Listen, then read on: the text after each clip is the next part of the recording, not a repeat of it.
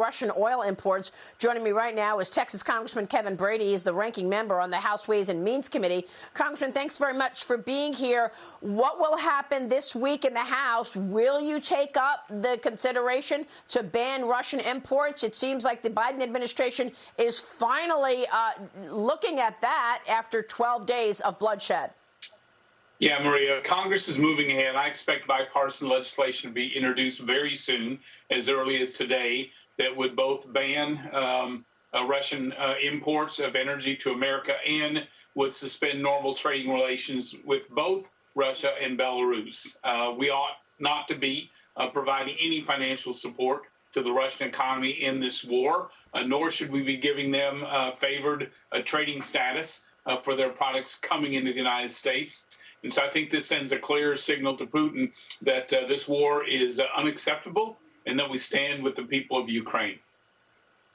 Yeah, but Congressman, wouldn't it even be a clearer symbol to send to Russia if the United States would fire up its own energy independence? I mean, let's face it, over the weekend, the U.S. administration sent officials to Venezuela.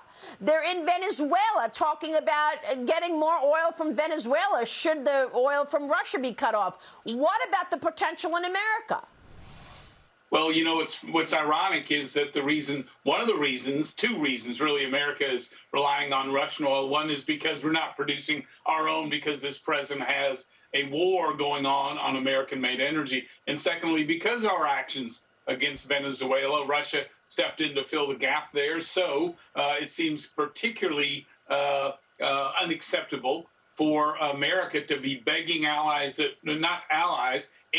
that we've cut off to resupply us. It makes no sense. To my knowledge, Ways and Means Committee and Finance Committees who are working on this deal with these sanctions and these trade issues. To my knowledge, Speaker Pelosi has invited no other efforts to replace that Russian oil with American-made energy.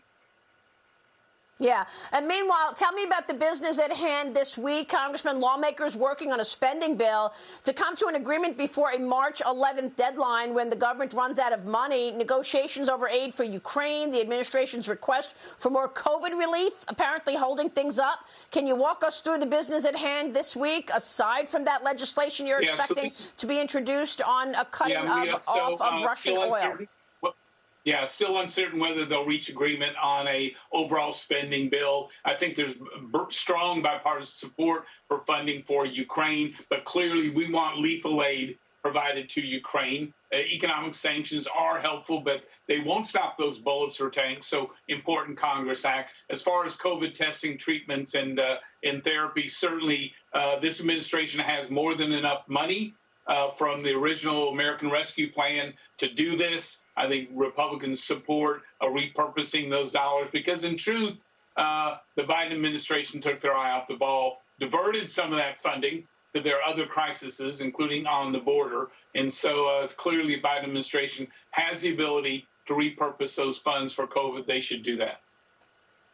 All right, so you are expecting legislation to be introduced as early as today to cut off Russian oil. But what about the impact on the economy of these prices, Congressman? Let's face it, crude oil hit $130 a barrel in the overnight session. We got the February jobs report showing a much better than expected situation with 678,000 jobs added to the economy last month. But all of this oil spike and the Ukraine situation was not priced into the February jobs report. Will we see a different situation in March? Some people are expecting a recession, Congressman. And, of course, we are waiting for the CPI number to come out this Thursday, where we're expecting 40-year highs in consumer inflation.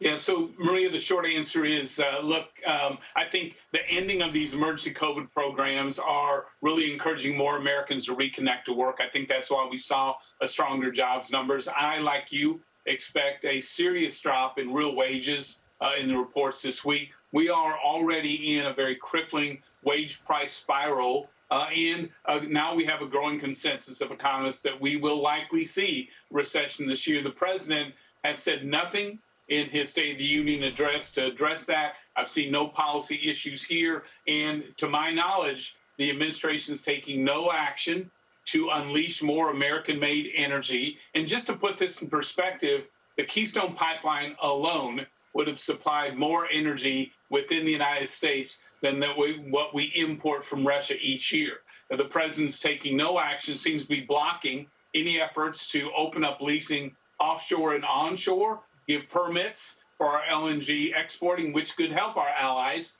in Europe, and to my knowledge, is taking no action to restore America's energy independence.